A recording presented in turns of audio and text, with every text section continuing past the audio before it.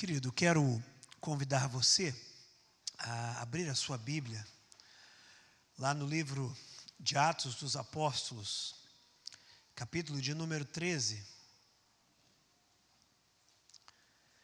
E nós iremos meditar nesta noite do versículo 44 ao versículo 52.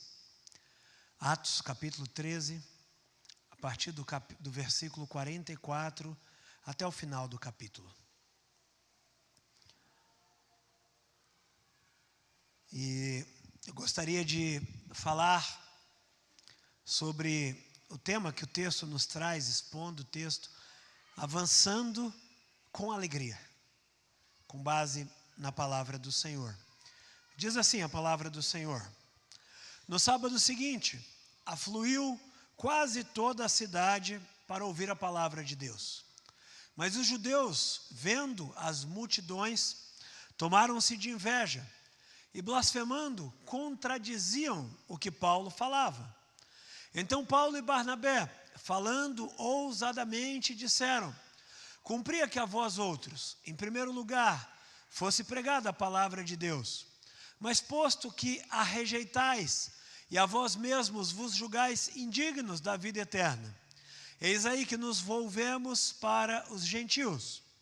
Porque o Senhor assim nos determinou: eu te constituí para a luz dos gentios, a fim de que sejas para salvação até aos confins da terra. Os gentios, ouvindo isso, regozijavam-se e glorificavam a palavra do Senhor, e creram todos os que haviam sido destinados para a vida eterna. E divulgava-se a palavra do Senhor por toda aquela região. Mas os judeus instigaram as mulheres piedosas de alta posição e os principais da cidade, e levantaram perseguição contra Paulo e Barnabé, expulsando-os do seu território. E estes, sacudindo contra aqueles o pó dos pés, partiram para Icônio. Os discípulos, porém, transbordavam de alegria e do Espírito Santo. Você pode ler comigo mais uma vez o verso 52? E os discípulos, porém, transbordavam de alegria e do Espírito Santo. Reverendo Otoniel já orou, então que o Senhor possa falar aos nossos corações através deste texto. Eu peço que você, por gentileza, deixe a sua Bíblia aberta, porque nós iremos voltar ao texto ao longo dessa exposição. Queridos, ao longo da história, muitos pensaram que alguns momentos da igreja foi o momento mais importante ou mais significativo. Alguns talvez pensaram que o dia da fundação, ou como nós acabamos de viver lá na Itália, o dia da organização, ou talvez outros, o dia da conversão, o dia mais importante da história. Afinal, o resultado de tanto trabalho, de tanta oração, de tanto sacrifício. Mas a palavra de Deus nos ensina que estes momentos, eles não são o nosso objetivo final, mas eles são o início de uma nova partida. E aqui para nós é fácil pensar, por exemplo, num navio. Se você já foi a um porto, talvez a Santos, e você viu um navio atracado no cais, um navio novinho, bonito, provavelmente você imagina a obra de engenharia, tanta sabedoria, tanto conhecimento que foi aplicado, e é muito bonito ver um navio novo no cais. Mas você sabe, assim como eu, que o navio ele não é fabricado para ficar no cais. O navio é construído para atravessar o oceano, para lutar contra as ondas, para andar em frente, para atingir destinos distantes. Da mesma forma, a igreja do Senhor, nós que somos essa igreja do Senhor, por mais confortável e mais agradável que seja estar no meio dos irmãos, estar numa igreja confortável como essa, esse não pode ser o nosso objetivo final. existe um chamado maior, existe um propósito maior pelo qual o Senhor nos salvou. O livro que nós lemos, o livro de Atos, foi escrito, como sabemos, também pelo evangelista Lucas, e ele tem um objetivo claro ao escrever esse livro: contar como o evangelho de Jesus, pelo poder do Espírito Santo, se difundiu, partindo de Jerusalém, passando pela Judéia, Samaria, até chegar às extremidades da terra. Assim como o Senhor havia anunciado, havia prometido, lá em Atos capítulo 1, versículo 8. E aqui temos uma passagem onde os dois grandes missionários, Paulo e Barnabé, após saírem da cidade de Antioquia, essa Antioquia da Síria, eles chegam a uma outra Antioquia, Antioquia da Pisídia. Essa cidade, Antioquia da Pisídia, era uma cidade muito importante. Era uma colônia romana, era um centro militar, um centro comercial. E assim como era o costume de Paulo, ao chegar naquela cidade, ele decide começar o seu trabalho a partir da sinagoga judaica. E o texto diz que ele entra na sinagoga e ele prega um sermão potente. Ele explica toda a história de Israel, demonstrando que Jesus é o Salvador prometido e que havia morrido na cruz e que havia ressuscitado. Aquele sermão toca o coração das pessoas. O texto diz que muitos judeus e estrangeiros devotos começaram a seguir Paulo e Barnabé. E eles fazem um pedido a Paulo e Barnabé. Eles pedem insistentemente que no próximo sábado eles possam voltar a pregar na sinagoga. E isso nos leva exatamente para o nosso texto. O texto que nós já lemos nesta noite. O sábado seguinte. E veja que no sábado seguinte acontece algo humanamente inacreditável. Veja o versículo 44 mais uma vez. Ele diz que Lucas é muito detalhista, Lucas como historiador, e ele diz o seguinte, que no sábado seguinte afluiu quase toda a cidade para ouvir a palavra de Deus. Eu não sei se você consegue entender a dimensão disso. Uma cidade importante, uma cidade comercial, uma colônia romana, e toda essa cidade havia se deslocado para ouvir a palavra de Deus. Eu não sei qual é a população da cidade de Santo André, alguém sabe? 800 mil habitantes. Imaginem só essa cena. O reverendo Otoniel prega um sermão, daqueles tantos que ele prega todos os domingos, e um desses dias o Senhor faz um avivamento, e no domingo seguinte, como não era toda a cidade, era quase toda a cidade, digamos que tinham 700 mil pessoas aqui na porta para ouvir o evangelho do Senhor. Você entende o que estava acontecendo ali? Era algo grandioso, porque agora não estamos mais falando de um grupo fechado. Quase toda a população de uma cidade pagã, de uma cidade romana, se move, deixa suas casas para ouvir a palavra do Senhor. E a pergunta que talvez nós façamos é: como pode acontecer algo desse tipo? A resposta é profunda, mas é simples. O próprio Deus havia preparado o terreno.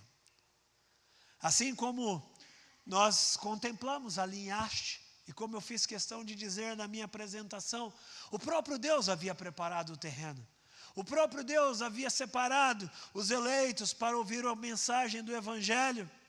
E, queridos, isso nos ensina a primeira lição que eu gostaria de extrair deste texto nesta noite. Que uma igreja avança quando vê as portas que Deus abre para o Evangelho. Uma igreja avança quando vê as portas que Deus abre para o Evangelho. Perceba que não foram as estratégias humanas de Paulo, não foi o marketing de Barnabé. Você não precisa dizer que não tinha Instagram, não tinha YouTube. A divulgação era no boca a boca. Mas a verdade é que foi o Senhor quem atraiu as pessoas àquele lugar. E percebe, irmãos, que todo verdadeiro movimento missionário, todo crescimento da igreja é sempre assim. É Deus quem abre as portas, é Deus quem prepara os corações, é Deus quem cria as oportunidades.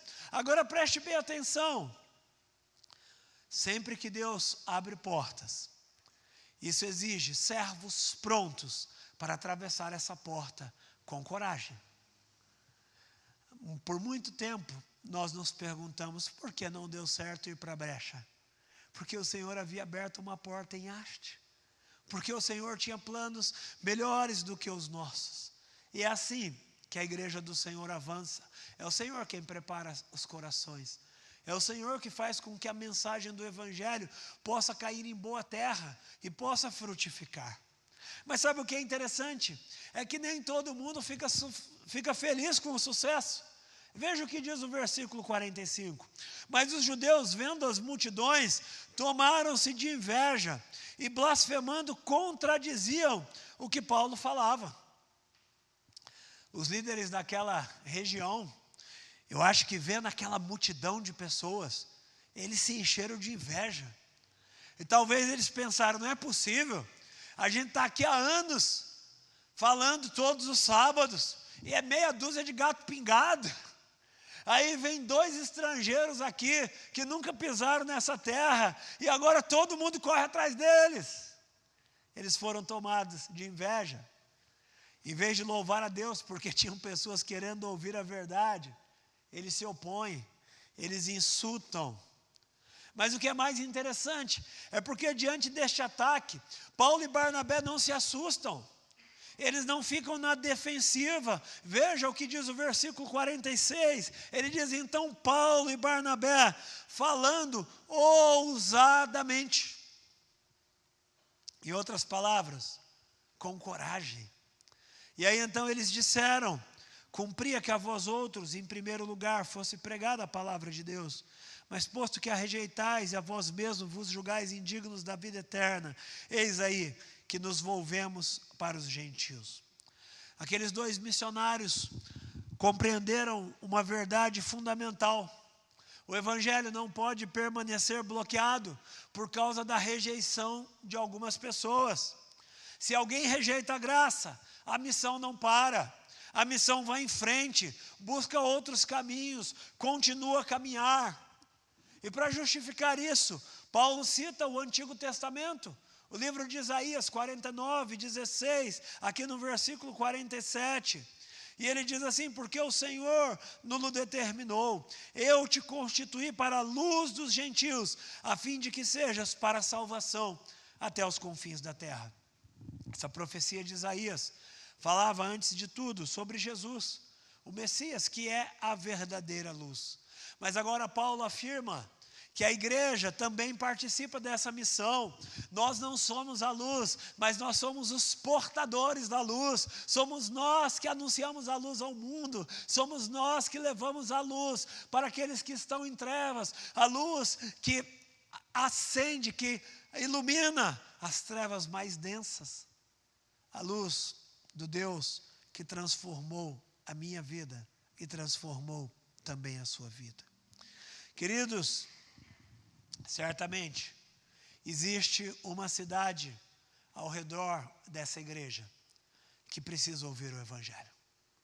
Mesmo sabendo que tem tantas e tantas igrejas na cidade de Santo André, eu tenho certeza que tem tantas e tantas pessoas que ainda precisam ouvir falar do Evangelho. E olha, você não está onde você está por acaso.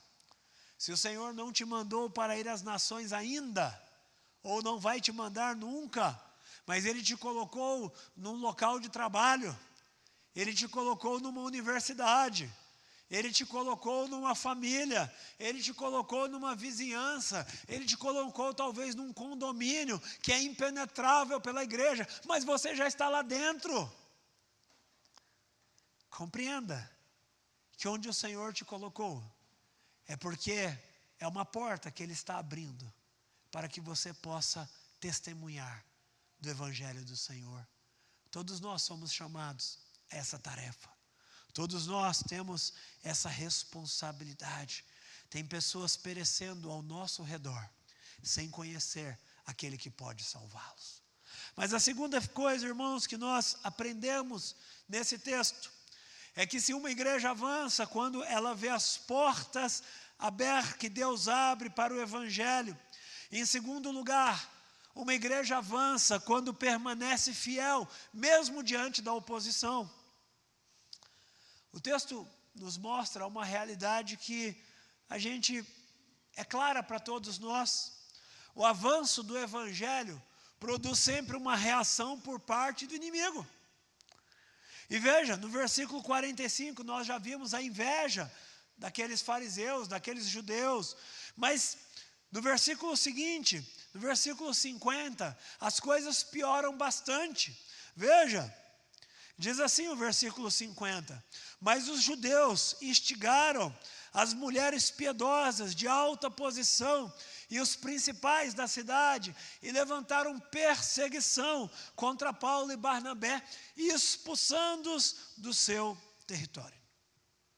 Aqueles líderes religiosos não se limitaram só a falar, agora eles usam a influência política deles, a influência social, eles convencem pessoas importantes da cidade, aquelas que têm o poder da caneta, e eles organizam uma verdadeira perseguição contra os missionários.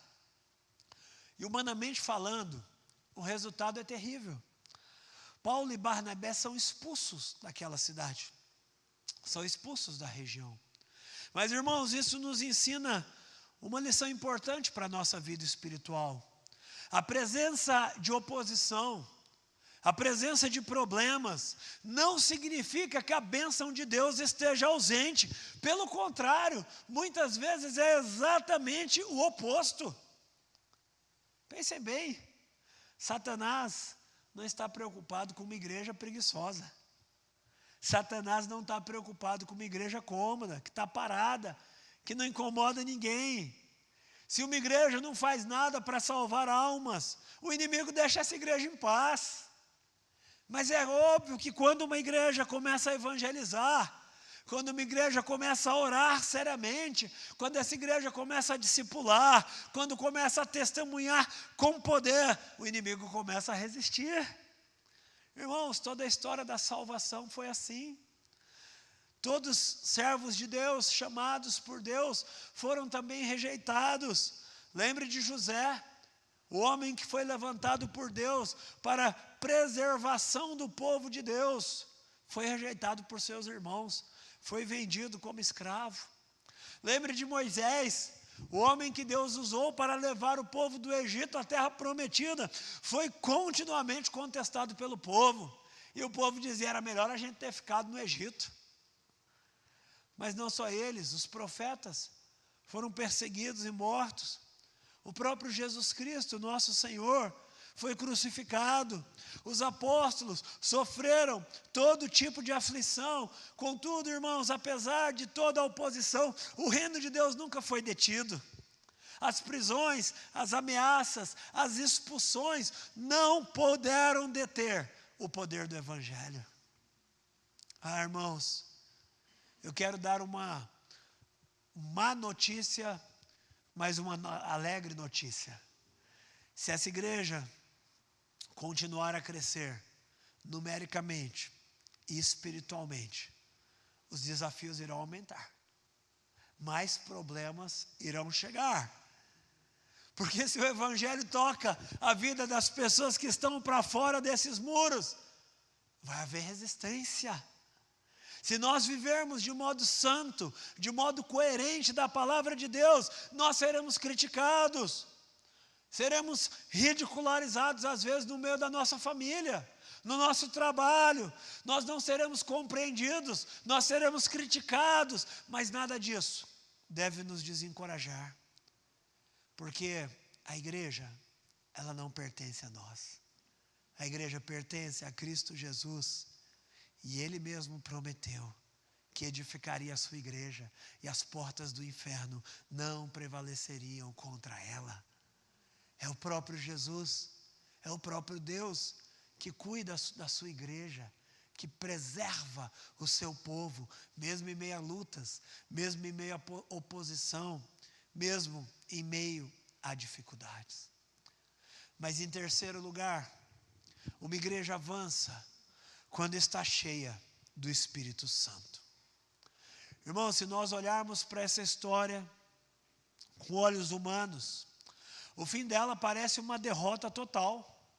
Pense bem, os dois grandes pregadores, Paulo e Barnabé, foram expulsos da cidade. Tiveram que fazer as malas, juntar os panos e ir embora para outro lugar. Foram rejeitados pelas autoridades.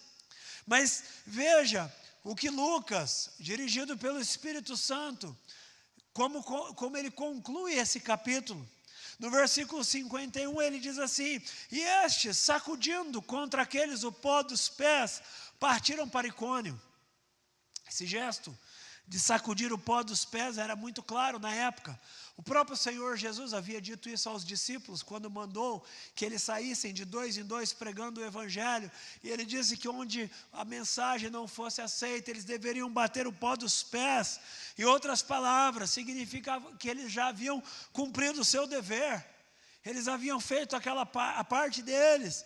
E que a responsabilidade da rejeição estava sobre quem tinha rejeitado.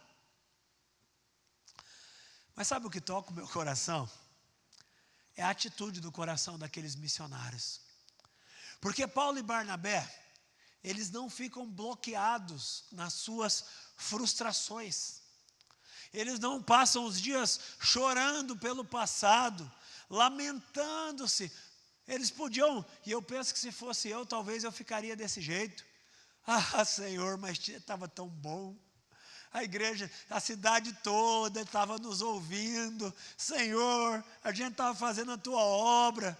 Por que é que o Senhor deixou que isso fosse acontecer? A gente às vezes fica tão preso ao passado que a gente deixa de ver a porta que o Senhor está abrindo no presente.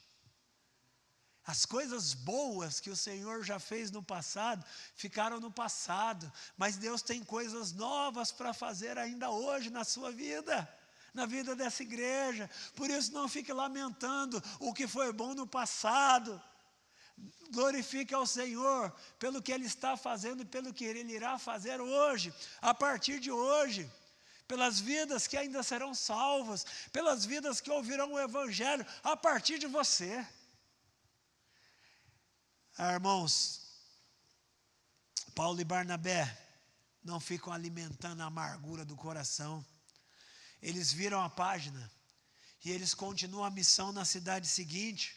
Eles vão para Icônio. Ao invés de entrar em depressão, eu sei que a depressão é uma doença, eu não estou aqui brincando com coisa séria, mas às vezes, tem muita gente que está só triste e diz que está em depressão, né?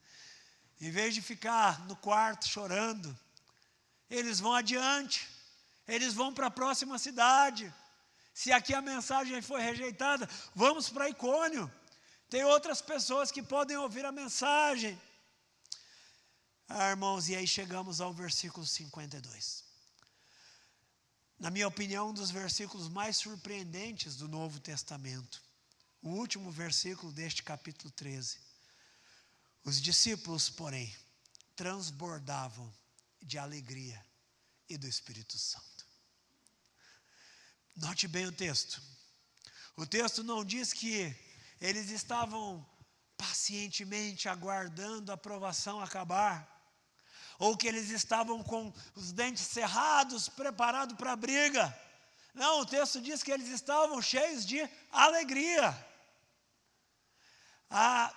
Irmãos, mais uma vez, isso não faz sentido. Os pastores tinham sido expulsos da cidade.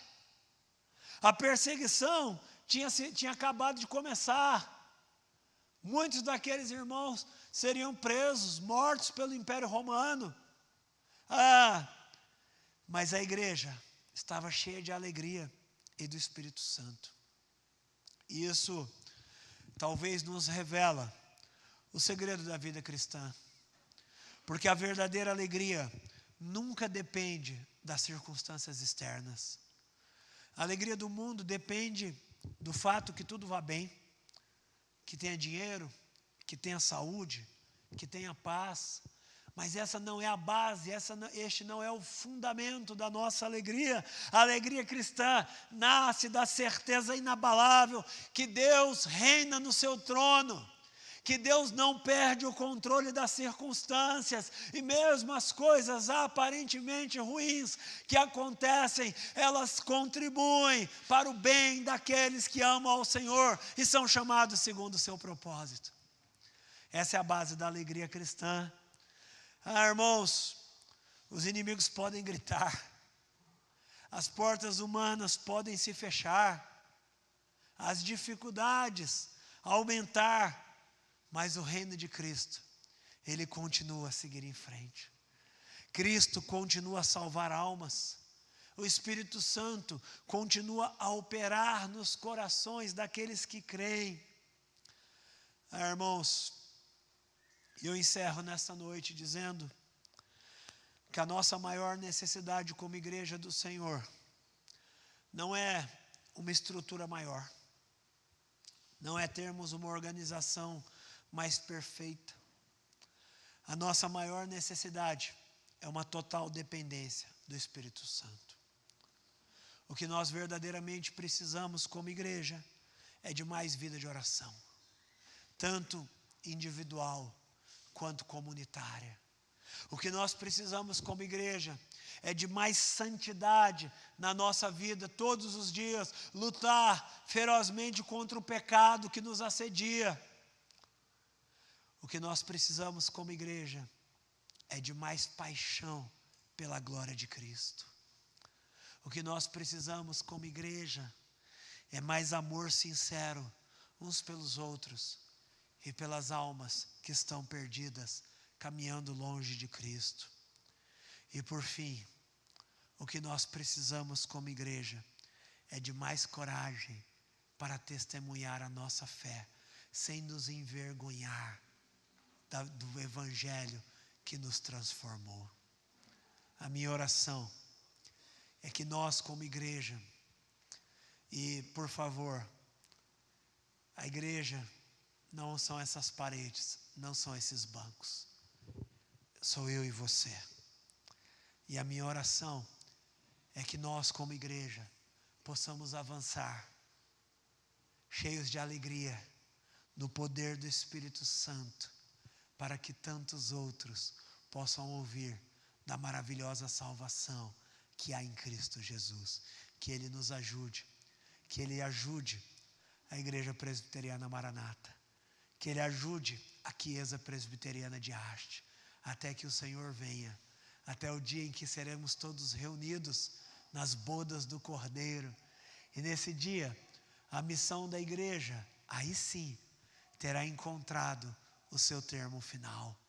Porque quando o Senhor vier, glorioso, para reunir todo o seu povo, para reunir os seus eleitos, nós estaremos reunidos para todo sempre, adorando o Cordeiro que venceu, o Cordeiro que nos comprou por um alto preço. Mas enquanto não chega esse glorioso dia, que o Senhor nos ajude a avançar cada dia mais para a glória do nome dEle. Amém. Vamos orar mais uma vez. Senhor, nosso Deus e Pai, obrigado, Senhor, pela Tua palavra. A Tua palavra é a verdade, a Tua palavra é penetrante, a Tua palavra sempre fala aos nossos corações.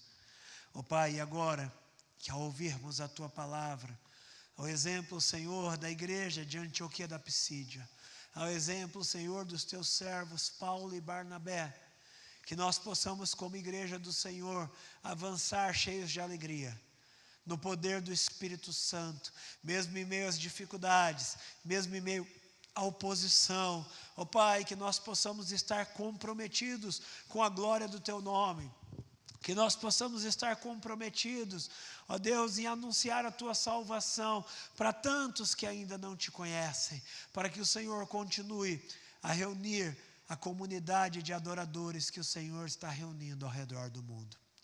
Nos ajuda, Senhor, nos dispõe a essa obra, nos tira, Senhor, do nosso conforto, nos tira, Senhor, da nossa estabilidade de somente frequentar a igreja e vir aos cultos, mas que o nosso ministério comece todos os dias, quando sairmos, para proclamar aquele que nos tirou das trevas e nos transportou para o reino da sua maravilhosa luz.